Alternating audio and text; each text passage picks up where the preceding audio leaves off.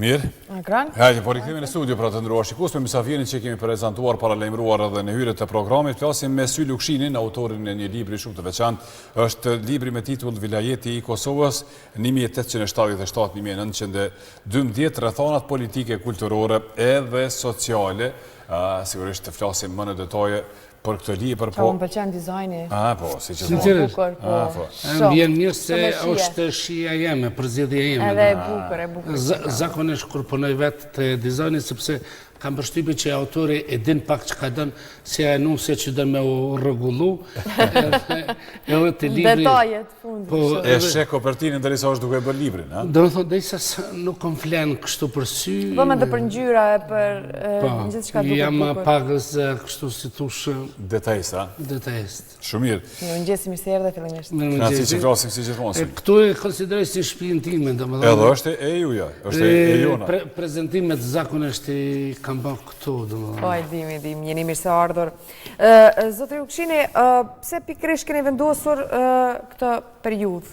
Domethënë 1877-1912, çfarë rrethonave ishte Kosova atëherë? Po, në fakt, si thusha e Allah, në kuptimin staturën politike, kulturore, ekonomike, Kosova fillon me ndërtu një lloj entiteti më të veçantë, për te ati geografik fillon me ndërtu me themelimin e vilajetit. Natyrisht vilajetet edhe perandëri Osmanës, si çdo perandëri si shtet, sikur me vonë edhe shtetet tjera, provojnë të ndërtojnë jo mbi baza nacionale, po të prishin atë farë strukturën në mënyrë që të parandalojnë një mobilizim kombëtar. Edhe vilajeti Kosovës kur flasim, nga njerë ka keq kuptime që njerëzit e imagjinojnë që janë kufit e sotshëm. Po në fakt nuk janë. Vilajeti Kosovës ka përfshi edhe Novi Pazarin, ka përfshi edhe një pjesë të Malit Zi, edhe një pjesë të Maqedonisë.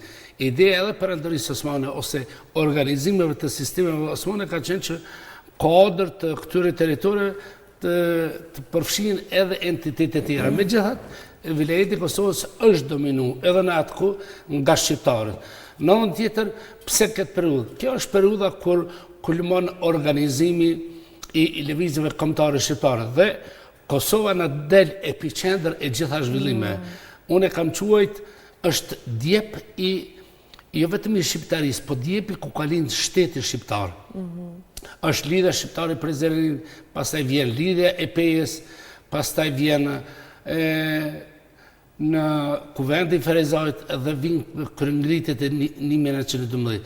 Janë domethënë ngjarjet më madhore. Bile ndoshta unë pak me humor kur e kam bërë me studiuesit e Shqipërisë, derisa intelektualet e jugut në atë kohë shkruajnë poezi dashurisë, shqiptarët në fakt luftojnë. Po kjo ka një arsye, sepse mas kongresit e Berlinit, ndoshta shqiptarët më të vetëdijshëm për rrezikun slav, përkatësisht serb, janë shqiptarët për shkak se ndodh ajo që e dimi shpesh që flasim ne për muhaxherët. Dhe aty është periudha kur bëhet ajo kthesa edhe në relacionet mes shqiptarëve, sigurisht shqiptarët Kosovës dhe Serbisë. Domethënë janë zhvillimet më madhore në historinë shqiptare. Një element tjetër është që përmes kësaj periudhe dëshiroj të tregoj që Kosova nuk është vetëm një pjesë ose një territor periferik i perandërisë osmane, po në fakt është epicendra e të gjitha zhvillimeve shqiptare. Dhe shumë interesant është. Ndoshta ka menduar edhe vetë që e njoh, por duke punuar në dokumentet kam pa. Ka një përplasje të madhe edhe gjeopolitike, rivalitet mes Austro-Hungarisë dhe Rusisë, rivalitet shteteve të mëdha dhe shumë zhvillime sot që ndodhin të krijojnë përshtypjen që janë identike me zhvillimet atëherë. Bilon shpesh për mene kam postu edhe një kablogram, kablogram i kanë thënë si raport që kanë bërë konzullit austro-hungares në gosht vitit 1901, bashkëpunimi ruso-serb në veri të Kosovës. Dhe ka viktimizimin e serbëve, gjoja largimin e serbëve, armatimin e civilëve serb me armatim nga Serbia përmes rrjetit kishtar dhe politik, domethënë ka një reprizë asaj që e shohim, një paralele. Dhe unë them që duke studiu këtë libër, ose duke lexu këtë libër, në fakt gjejmë shumë përgjigje edhe për zhvillimet aktuale sot. Okej, ndoshta më vonë pak mund të ndalim edhe te ato paralele që mund të jenë mes asaj periudhe dhe edhe kësaj që po jetojmë sot.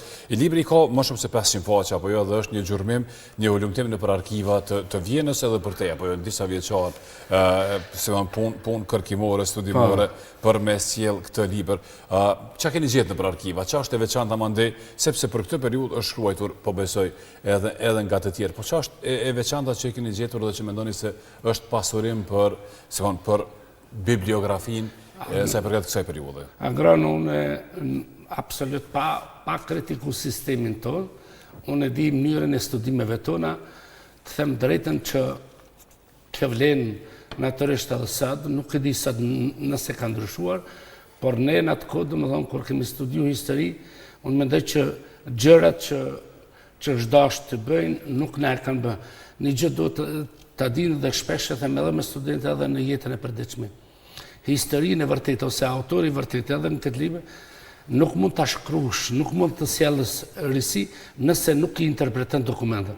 Dhe kur kam hyrë në arkivin e Vjenës, në arkivin e Gjermanisë dhe kam pa dokumentet, është një impakt tjetër kur ti e merr dokumentin, është e njëjta gjë sikur ti nëse dëshiron me marrë një tortë në dyqan dhe diçka që e përgatit vetë. Dhe ti historinë e vërtetë nuk e mëson nga librat, e mëson nga dokumentet. Kur ti merr atë dokumente dhe i interpreton, ka një ndjenjë, një adrenalin tjetër dhe keni mundësi ti me interpretu, jo me shkru diçka me interpretu, be ato që ka interpretu agroni ose dikush tjetër, po ti je interpretuesi i parë. Dhe unë kam po që shumë zhvillime janë më ndryshe nga ajo që kemi mësuar në histori. Okej, ç'a është ai ballafaqimi me që më thoj të vërtetën?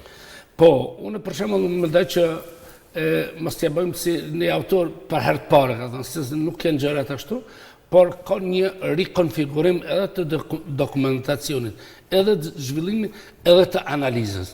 Aja që dua të them, që ndoshta kjo puna në diplomaci ma ka mësu, por edhe kjo puna e studimeve në Vjenë dhe Belen, të mësën dhe më thonë që historia nuk është kronologji, po ti du të ndërtash kontekstin dhe ta interpretash.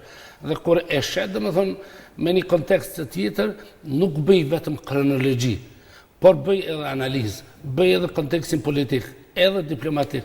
Ndoshta pak unë jam influencuar edhe nga pjesa e diplomacisë, por është jashtëzakonisht është dinamike dhe unë mendoj që nuk mund ta ndërtosh nga perspektiva lokale as çështjen e Kosovës. Por ti në atë kohë, po ti duhet ta shohësh edhe më gjerë në kontekstin rajonal dhe ndërkombëtar. Kjo nuk kupton që ti duhesh të njoftë edhe zhvillimet rajonale, por edhe ndërkombëtare. Por nga ky këndvështrim janë edhe dokumentet austriake bashkë, gjermane, janë edhe franceze, janë angleze edhe ruse. Një pjesë natyrisht që i kemi shfrytzuar përmes Gjermanisë, për shkak që një pjesë e dokumenteve janë të bërkthyera. Aja që më ka bërë përshtypje agrën ndoshta është edhe Delfin, mos tam vetëm agrën se do të jeni. Me që unë e bëra pyetjen, po më përgjigjesh Mos ju pendoj. Është janë dokumentet gjermane. Janë disa vëllime, ndoshta 40 saktë, se di grosse politike europische kabinete, politika më dhe kabineteve evropiane. Më ka bërë përshtypje se ishim me një cilësi dhe me nivel këtë tjetër ndoshta edhe me dokumentet edhe austriake. Ndoshta është aja shkolla e Bismarckut. Dhe çfarë nuk kupton kjo? Ti e kupton të më thonë edhe sot si bëhet diplomacia. Në perandërinë osmane, Konstantinopojës, në Stamboll, Gjermania, Rusia, Austro-Hungaria dhe vende tjera evropiane kanë qenë diplomatët më të zot aty. Për shkak që kanë pas kontakte me qeverinë osmane, me sultanin, kabinetin e sultanit, dhe aty marrim shumë informacione, domethënë që ndoshta nuk i kisha ditë, për shembull, po e marrë një shembull te kryengritja e 1912-s. Ne shpesh e kujtojmë ato 14 pikat e njohura të Hasan Prishtinës. Dhe në mesin e 14 pikave është edhe një pikë ku shqiptarët kërkojnë të kenë armët. Dhe çfarë ndodh? Sultani në takim me ambasadorin gjerman kërkon domethënë që përmes Austro-Hungarisë të influencohet të shqiptarët. Më duke i sigur jemi në rambuje. Dhe thotë që shqiptarët të heqin dorë nga kjo kërkesë, sepse është presion i madh i Rusisë, që kërkesat që i shtrojnë shqiptarët, dhe sidomos kërkesën për armë, domethënë të zbatohet edhe në raport me Serbë. Thënë shkurt, ato kërkesa që dëshirojnë shqiptarët, ose ato kërkesa që do t'i plotëson të Perandëria Osmane për shqiptarët, t'i plotësojnë edhe serbëve, në mënyrë që ta pengojnë lëvizjen kombëtare shqiptare. Në element tjetër që më ka rënë edhe me 1911, kur janë sultanë në Kosovë, është që serbët janë më të organizuar. Shkolla Laplasevës përgatit program edhe në gjuhën turke, Laplasevës, shkolla serbe. Këngë i thurin sultanit, domethënë. Dhe serbët edhe në kohën e revolucionit të gjëntor bashkëpunojnë ngushtë me Perandërinë Osmane, mënyrë që të pamundsojnë realizimin e kërkesave të shqiptarëve. Dhe bie ajo teoria që ata janë luftarë të mëdha mbrojtjes kristianizmit, po nëse ka një popull në Ballkan që ka bashkëpunuar më shumë ti, ose i ka shërby Perandërisë Osmane, janë në fakt serbët. Dhe serbët që pe Kongresit të Berlinit e projektojnë idenë e pushtimit të Kosovës. Dhe këtu e këmë sjell edhe një hartë, është... Që më duket e pom edhe në transmetim, po? Atë që ma ke dërgu ma herët? Po. Okej, po që ja. Ka bo përshtypje se është rezultati marrëveshjes me Shtegerit. Marrëveshja me Shtegerit ka qenë e vitit 1903, mes Perandërisë Austro-Hungareze dhe Rusisë. Dhe këtu agron bëhet një lloj ndarje, si thoshe, zonave të influencës në Ballkan. Dhe sot ku është bon stili, ka qenë e parapar me dikun prafërsisht në ato zonën ku është amerikane, në vitin 1903 ka qenë e parapar me domethënë të jetë Austro-Hungaria. Dhe me një libër sekret austro-hungarez, vitit 1910, gjej aty ku serbët thonë që nëse vendoset Austro-Hungaria, thotë ne do ta kemi të pamundur ta pushtojmë Kosovën. Dhe çfarë bëjnë? Për këtë arsye domethënë të mëson që brenda lëvizjeve, kërkesave, ka shumë elemente që ndërhyjnë. Atëherë Serbia angazhohet dhe mobilizohet që liderë shqiptar t'i vej kundër këtyre reforma dhe kundër prezencës austro-hungareze në Kosovë, me parullën që po vjen Austro-Hungaria me ja marrë shqiptarëve tokët dhe shqiptarët të ngritën. Domethënë, kur i shen njeriu këtu, pastaj bëhet më i arsyeshëm. Përmes shërbimeve të ndryshme, po, jo direkt. Natyrisht. Okej. Dhe edhe shqiptarët bien prej këtij mashtrimi, ha? Po, dhe shqiptarët bëjnë propagandë kundër Austro-Hungarisë, madje edhe lider të njohur, dhe krijohet përshtypja që po mbrojnë një kaos të drejtë. Në fakt, janë kundër interesit të tyre nacional. Dhe ti e shet domethënë që brenda çdo ngjarje ka ndërthurje dhe ka interferime të jashtëm. Sikur që është kryengritja vitit 1912, ku shqiptarët bëjnë kërkesa, po ndërhyrja e Serbisë është pastaj përmes kanaleve të tjera me para, me armë, domethënë, për ta sabotuar. Ajo që mendoj që e kam pas merak dhe mendoj që e kam dhënë përgjigje, është e kryengritja vitit 1912. Unë mendoj që pse nuk është kryerizuar në vitin 1912, sepse nuk kemi një përgjigje ndoshta të kaluar, ka pas interpretime që unë konsideroj që nuk kanë qenë shumë të bazuar, por duke njohur zhvillimet në Ballkan, unë mendoj që ndërhyrja e veneve ballkanike dhe sidomos së Serbisë në 1912 dhe mungesa e përkrahjes Hasan Prishtinës nga Ismail Qemali dhe të tjerë bën që pavarësia të mos shpallet në kryeqytetin e Kosovës në Shkup. Sa atë ka qenë kryeqyteti i Kosovës Shkupi. Pse ndodh kjo? Unë këtu jap një përgjigje.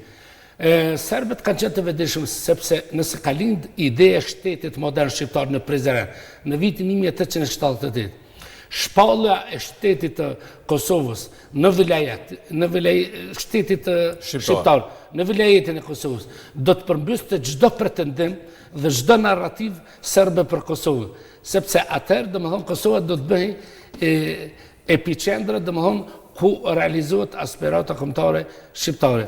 Dhe marrën nga kjo perspektivë, unë mendoj që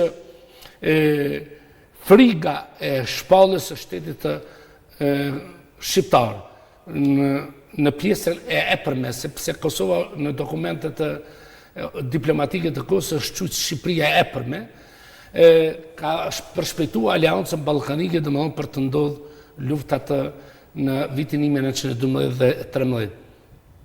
Dhe ajo që pastaj që më bën përshtypje me një dokument austro-hungarez është që kur shpallet pavarësia e Shqipërisë, Hasan Prishtina, Necip Draga dhe udhëheqës tjerë të Kosovës janë të burgosur në Beograd.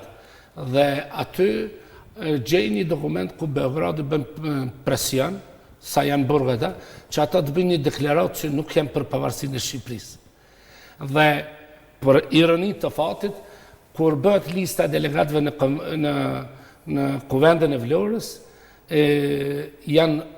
është dokumenti ku nënshkruajnë pjesëmarrësit. Dhe është i parapom emrat e pjesëmarrësve që mund të nënshkruhen më vonë, ata që s'mund të jenë.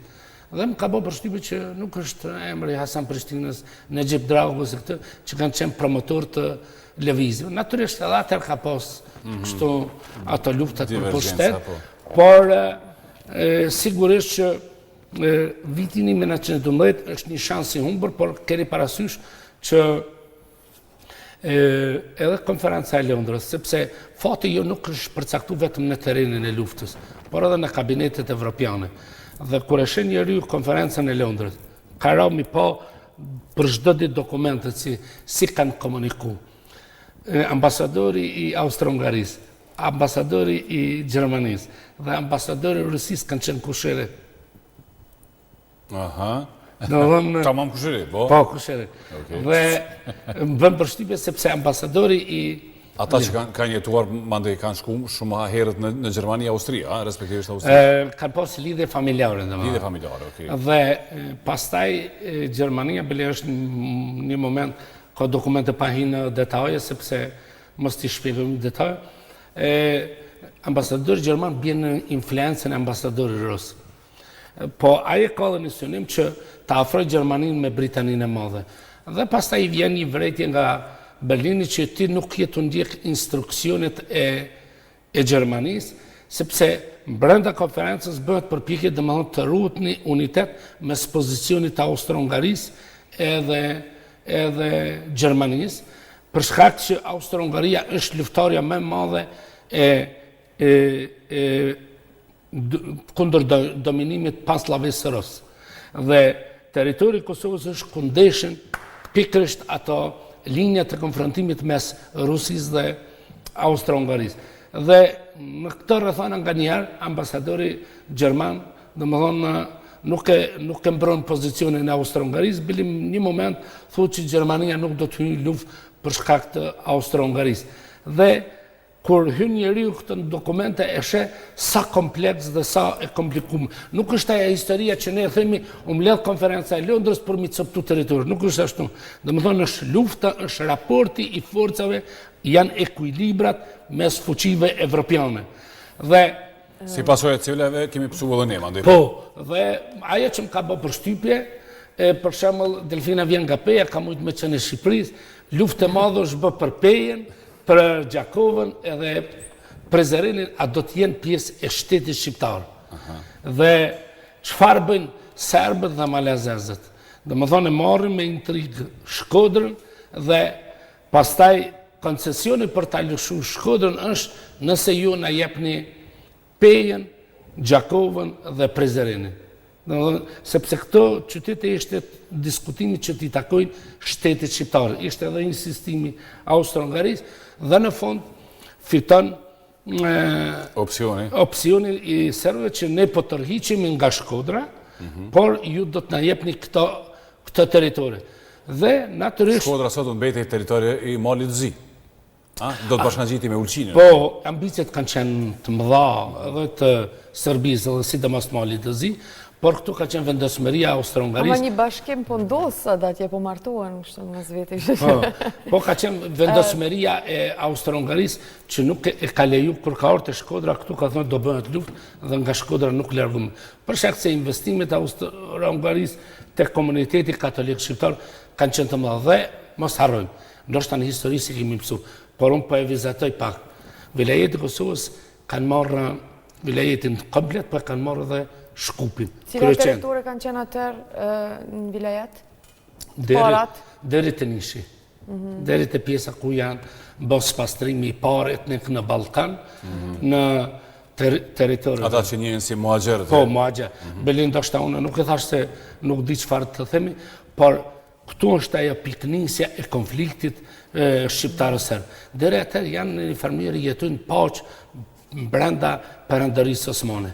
Por kur dëbohen shqiptarët nga ajo pjesë, që ka qenë shumë e zhvilluar, edhe vinë shqiptarët muhaxherët këtu, atëherë domethënë ka një lloj, si thosh, nga pak një lloj hakmarrje ndaj serbëve lokal. Sepse shqiptarët dëbohen me gjithë çka që kanë, me gjitha pasuritë.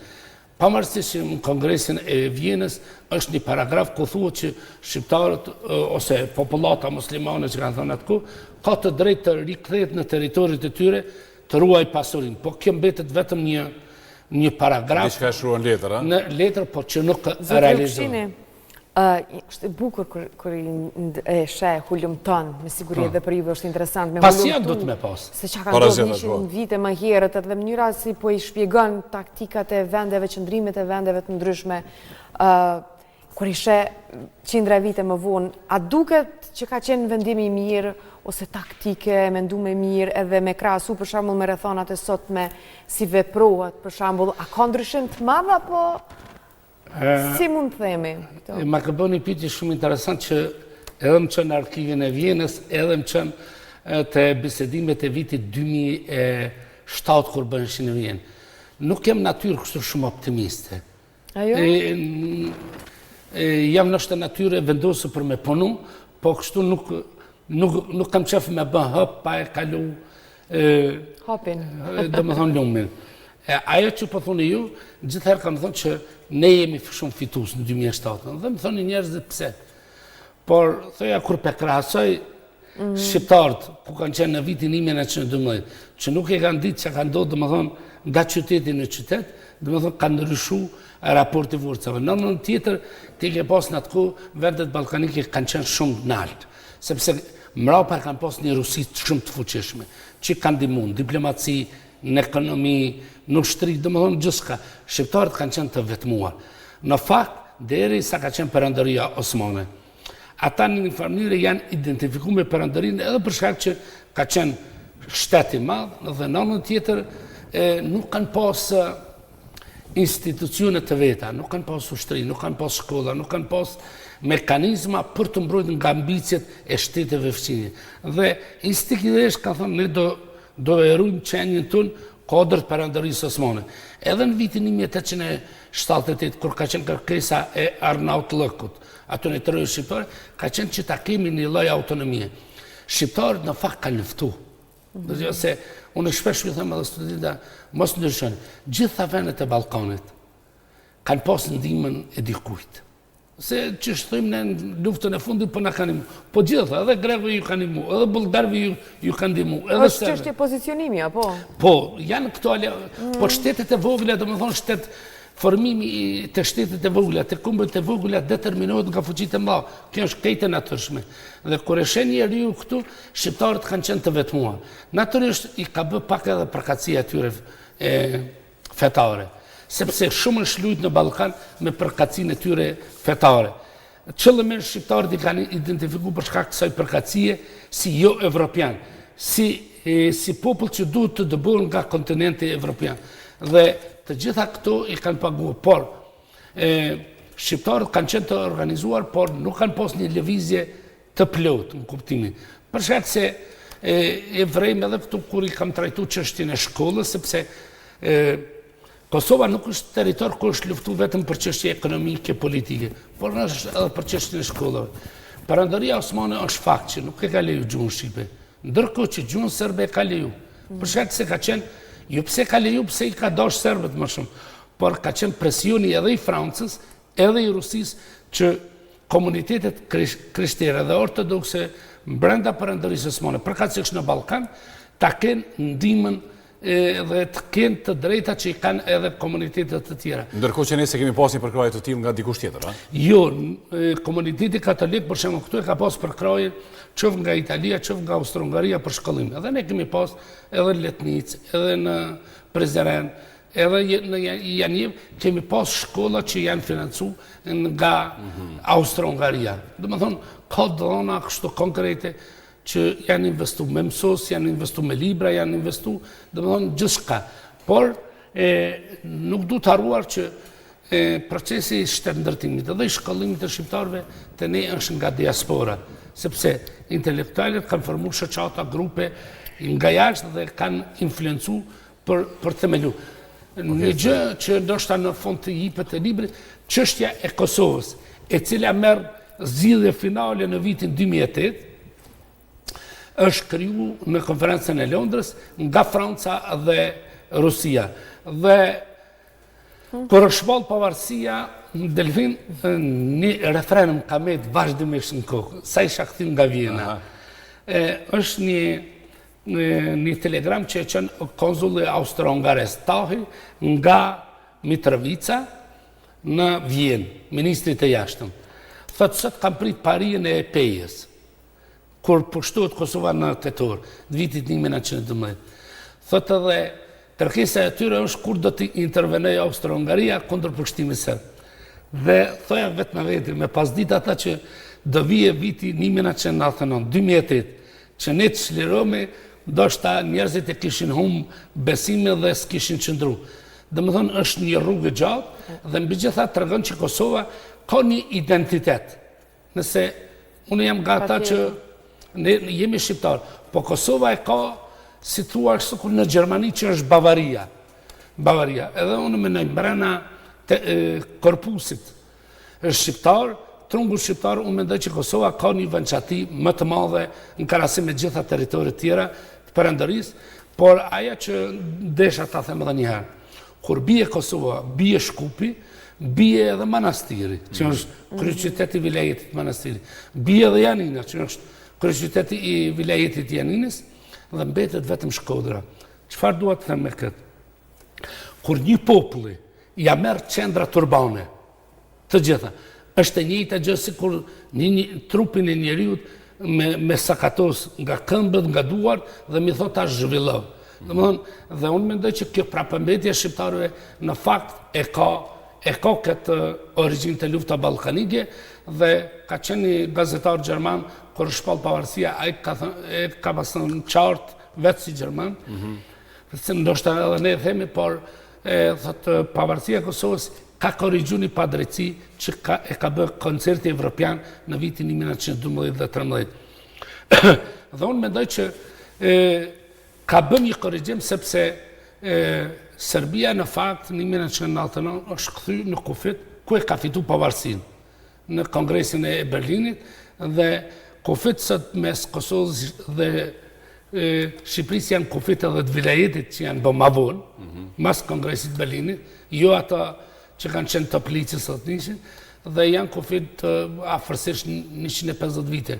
Por është diçka tjetër që shteti serb, domethënë, nuk i gjen lumturinë brenda territorit vet, por e kërkon lumturinë diku tjetër dhe ajo është ajo mendësia hegemoniste. Edhe një pyetje të fundit për një diçka që e përmend dhe mboni shumë përshtypje. Por që the për Austro-Hungarinë që ka dashur me pas një prezencë shumë më të madhe te Sojeva, ku sot është Bonstilla, apo jo ku është prezenca amerikane. A është vend strategjik, ka nuk e di një diçka, një arsye pse edhe atëherë Austro-Hungaria, edhe tash forcat amerikane janë aty? Pyetja shumë interesante është të ngrënë. Edhe unë kam menduar kur e kam pa hartën, më ka bërë përshtypje, sepse është nga Ferizaj që Gjilani, Shkanderit e Presheva. Unë mendoj që qëllimisht është përzidh kjo pyk, sepse është në trekonshin e kufinit Macedoni, Serbi, Kosovë.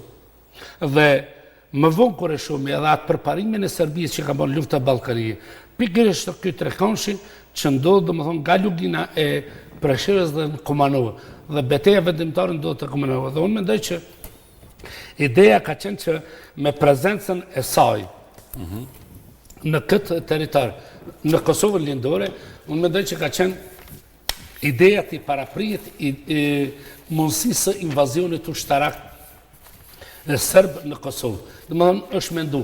Dhe ju e thatë pse, edhe në zonat kur janë datë, sepse kemi edhe zonën italiane, kemi edhe zonën ruse në Macedoni, është bëni betej, dhe më thënë për ta, është bëni betej për ta nda kush ku më vendosë. Dhe thënë drejtën, kjo është misioni parë evropian që vendoset në Kosovë, përkatësisht në Ballkanin Jugor, dhe kur është vendosur misioni i OSBE-s, ma ka kujtu do më thonë që është bën mbi principin e misioneve paraprake.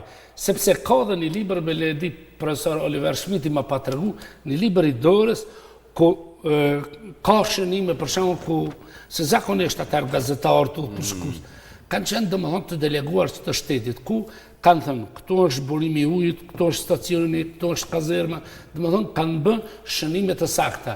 Edhe aty pastaj e gjeta përgjigjen që misioni i OSBE-s ka bë, dhe më thonë, gjërat të tilla që ka tregu, këto është kazerma, këto ja, dhe më thonë, ka vepru mbi një platformë ose mbi një model që ka qenë më herë. Por Ballkani ka qenë gjithë herë problematik, ndërka që Kosova ka qenë vërtet një zonë ku janë thy interesat mes Austro-Hungarisë dhe Rusisë, dhe nuk du të haruar që një territor për cilën edhe shpesh sot bëhet kështu në kuptimin zhurmë dhe kam bashkëruar një artikull për urën e Mitrovicës, është që Mitrovica dhe atëherë bëhet zonë e thyrjes e përplasjes mes Austro-Hungarisë dhe Rusisë, dhe këtu është pastaj ai problemi i madh, vrasja e konsullit Ros në 1903, hapja e konsullatës austro-hungareze në Mitrovicë, hapja e konsullatës ruse, dhe vrasja e konsullit Ros ndodh jo pse shqiptarët dojnë ta vrojnë, por për shkak deklaratave të tij që ai i bën kështu tepër armiqësore ndaj shqiptarëve, ku thotë Kosova është serbe, dhe ma një qëndrim shumë agresiv ndaj shqiptarëve, dhe kjo është arsye. Por kjo tregon domethënë që kjo zonë ka qenë. Do ta mbyllim sërish për shkak të mungesës së kohës, po. Bile, nëse shumë ja grën. Nëse mundesh, po bëni fjalë.